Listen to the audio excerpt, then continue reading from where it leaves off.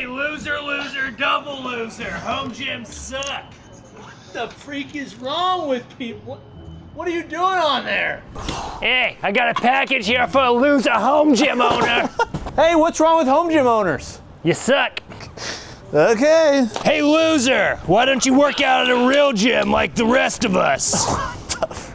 Gosh dang it. It just never ends. You know what?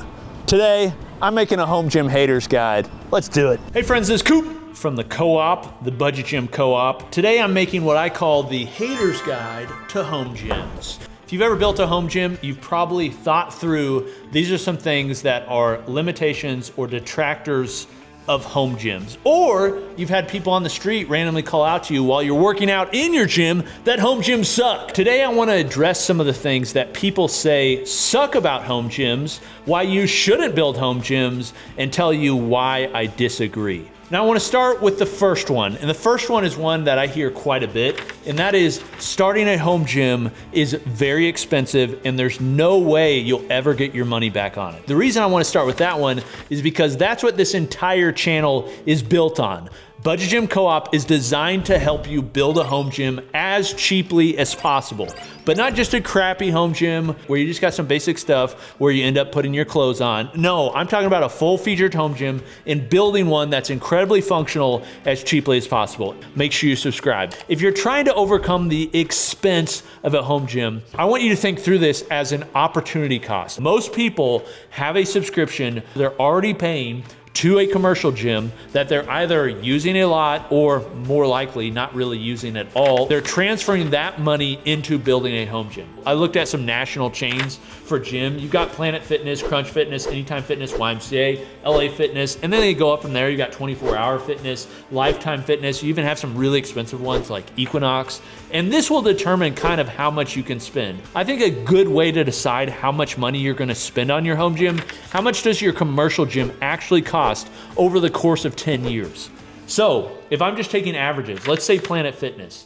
Planet Fitness, you're gonna be paying anywhere from $10 to $15 a month. It's really cheap. It's one reason a lot of people use Planet Fitness. If you were gonna spend, let's say 10 to 15 bucks over the course of 10 years, it would only be 2,000 and around 300 bucks. That's actually really cheap over 10 years. If you're at a Planet Fitness and you like it and you're taking advantage of it, I actually don't think it's that bad of a thing. But then Crunch Fitness, another popular chain, it can be anywhere from the low 2,000s all the way up to $12,000, depending on the membership that you go with from Crunch Fitness. Anytime Fitness, between $5,000 and around $7,000. Let's say LA Fitness, 5,000 to 6,000. 24-Hour, similar range. Lifetime Fitness is a unique one in that it is very nice. They're offering a lot of features, but you're paying $10,000 over the course of 10 years. Equinox, I don't even want to talk about it because it gets all the way upwards of $30,000 to be a part of an Equinox over 10 years. So what I think it's worth doing is looking at how much am I spending and can I build a home gym using that?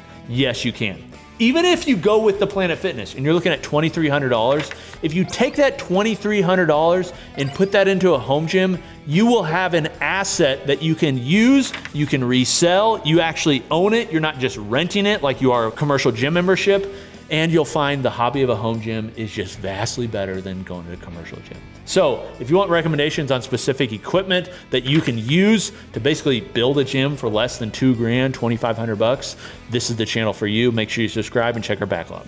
All right, in the next— Nobody has enough space for a home gym. Well, that is an objection. Actually, that's what I was gonna say. Thank you, Sam. That is an objection you get a lot. Is like, who has enough space? Say you live in an apartment. Say you have a one-car garage. Say you have no garage. How are you gonna build a home gym if you have no space? This is the reality. There is a ton of equipment. One I think of is like PRX with their folding rack. There's lots of folding racks you can use, things that you can get off the floor and get them on the wall. Now, it doesn't overcome the expense limit because it is very expensive, but there are budget machines. One we reviewed on Budget Gym Co-op, the Eon Fit E2, Omni. That also has a functional trainer and can be used for lat pull downs and has a squat rack, and they make an E3 that also has a Smith machine. So you can do a lot in a little amount of space. In fact, we plan on doing a gym build inside of a closet soon just to show space limitations are not an issue. You don't have to have a ton of space to get a really good workout. All right, into the third one. Machines, there's only so much you can do in a home gym. I was gonna say that. All right, it's true. There is only so much you can do in a home gym, which is actually a feature, not a bug. Here's why. You don't need 5 billion different machines. For most people, they go into a commercial gym and they don't know what they're doing. So they go in, they have all these different machines that are all lined up, and big commercial gym wants you to think that you need all of those machines. The reality is you don't need like hardly any of them. As long as you progressively overload over time in the basics, you will be fine. You will get stronger, you'll get bigger, all those benefits. I think the best example of this is like the simple landmine. What an idea the landmine was for a home gym. It's just the smallest little attachment. They make them so they can go in a plate. They make them so they can go against a wall. In fact, you don't even have to buy a landmine. Like years ago, we cut up a tennis ball, put it on the end of a barbell, stuck it in a wall, and it became a landmine, which companies now actually sell that exact thing that we came up with. It's kind of funny. Whether pressing movements, squatting movements, rowing movements, you name it, you can do a ton with just a little. So the variety, you don't need, in fact, I don't think you really even want all the variety that you have in a commercial gym. For bodybuilders, people that are just trying to optimize bodybuilding training, yes, having all those machines and hitting all the different angles is very beneficial. But you don't need them, and I would say for a lot of people, you shouldn't even have them because it just actually makes your training worse. A perfect example of this, I visited John Call, also known as Juji Mufu, out in North Carolina not that long ago. Really nice guy, has an insane gym. It was massive, multi-level, and he had just an insane amount of equipment. But one thing he said to me was like, I'm starting to sell off a lot of equipment because I just don't use it all. I don't need it all. And that's one thing you find in a home gym is you actually don't want or need all those features. And there's many companies that are making multi-use units like a bulletproof isolator, like a Prime Smart Arm that do a lot of different things too that you can add. All right, but this next one is one I hear. Be lonely while I work out. You're gonna be lonely the rest of your life if you don't stop. Working out alone is hard. Working out alone can be hard. But I would say most people, they cannot perform unless other people see it. But one of the greatest benefits to a home gym is that it forces you to train alone. It forces you to push hard if nobody's looking. That is something that is kind of lacking in our modern world, like being able to do things alone. There are a lot of instances in life where you are going to have to do hard things alone, whether you want to or not. Try to work the muscle of being able to do hard things when nobody else is watching. I think that is a huge benefit of a home gym. It not only trains your physical, but trains the mental. And if you don't want to work out alone, you don't have to. There's this thing called a friend. And you call your friend and you say, hey friend, I've got all this gym equipment. You have no gym equipment. You don't live very far away. How about we work out together? Have a few beers afterwards. It's really fun. You just hang out, lift, and then you get your carb intake with some liquid bread after. It's really nice. So those are things that you can do in your home gym that really you can't train in a commercial gym setting.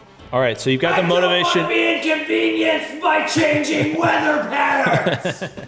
Well, yes, the weather does change. This is one reason that people with basements, they get a leg up in some ways. It's because it's already insulated oftentimes. Nearly all the garage gyms I had, unless I insulated it when we bought the house, it was not insulated. So it's like the walls aren't insulated, the roof isn't insulated, you don't have a heating or cooling out there. We live in the Midwest, so you have the extreme heat and you have the extreme cold. There's two options here. One is you could just spend the money to insulate and heat and cool the gym. I don't think it has to be very expensive to heat your gym. Cooling, you got to get a mini split and thing like that. You can get like a room air conditioner or a window unit, but cooling I don't think is the issue because you're working out, it's good to sweat. You know, it's kind of a benefit that it's hot. Now when it's cold, that one can be a little bit annoying. There are some ways that you can mitigate that. One is to bring your barbell in the house at night because the barbell is one of the worst things to use when it's cold. It just sucks. Now you can lift with gloves, but then you're having to lift with gloves. But another way that you can do it is have a propane top heater. For years, I used a Mr. Buddy propane top heater. Cheap way to basically heat your gym. And it gets it enough to where like it takes the chill off. You can also insulate your garage. If you just insulate the top of your garage, you can go to Home Depot, you buy enough loose fill fiberglass insulation. They actually have a rental, I think they give you for free, where you can blow it in. No problem. Same thing with cellulose. Those are options that you can use, or you can use the rollout bats. Those are ways that you can add insulation to your garage and actually may increase your property value if you go to sell your house later on. But there's this old Amish saying, a comfort gain is a skill lost. By constantly being comfortable, you're losing the skill of being able to do hard things. In our modern life, oftentimes you will have to force yourself to do hard things, or eventually you may be forced to do hard things. Take on voluntary hardship, and I think you'll be better off longer term. This next one is safety concerns. Shut up. If you're working out alone and you're working out without spotters, you're lifting heavy weight and you're maxing out, there is a safety concern. I don't think that's something that's really talked about probably enough in home gymdom. Home gymdom, that's a good word. But the reality is people do die while lifting. Like it is a thing, like you should be considerate of it. If you're benching, you should not be benching without spotters, or you should have a spotter, a person there to help you. You shouldn't always be working out alone without somebody in the house, where if you were to like get under a bar or something, get in a weird situation, you can yell out for somebody to come and help you. If you're really worried about safety, there's other things you can use than just free weights, like a barbell. You can use dumbbells. Dumbbells are easier to drop. Smith machine, you can easily rack it. You know, what a lot of people should just do is just go with spotter arms. Don't lift without safety spotters. Also, don't lift without collars on certain movements. Honestly, bench, I don't lift with collars. Reason is because if I really got in a sticky situation, I could turn the bar and then basically weights fall off and then it would go back, but I'd save myself. There's different ways that you can mitigate safety issues while lifting. And also, how safe is it to be around the freaking germ environment at a commercial gym? They're nasty. They're nasty. And this is the last one. You gonna let me go? Nice, sick. All right, this is the opportunity cost. I can't spend money anywhere. Okay. Yep, you're right. You're right. The opportunity costs of spending money on a home gym. It's like we think we make a decision and there's only two options a lot of times. Like I do this or I do this. That's with this one too. It's like I go to a commercial gym or I go to a home gym. There's other options. You could just not go to the gym at all. You could spend that money on a new car. You could spend that money on something else. You have to prioritize what's most important to you. This is why I think a lot of people, they just spend money willy-nilly or they just go into hobbies willy-nilly. It's because they don't really have a vision for where they're going. Like you have to have a direction. One that I think nearly everybody should have is not only live long, but also enjoying the life that you've got. You know, like being able to play with your kids, being able to be physically fit, having a heart that works, being fit, I think is a huge benefit. So you can do that in a commercial gym, but in order to do it in a commercial gym, you are giving up things. You have to recognize that. One thing you're giving up is your time.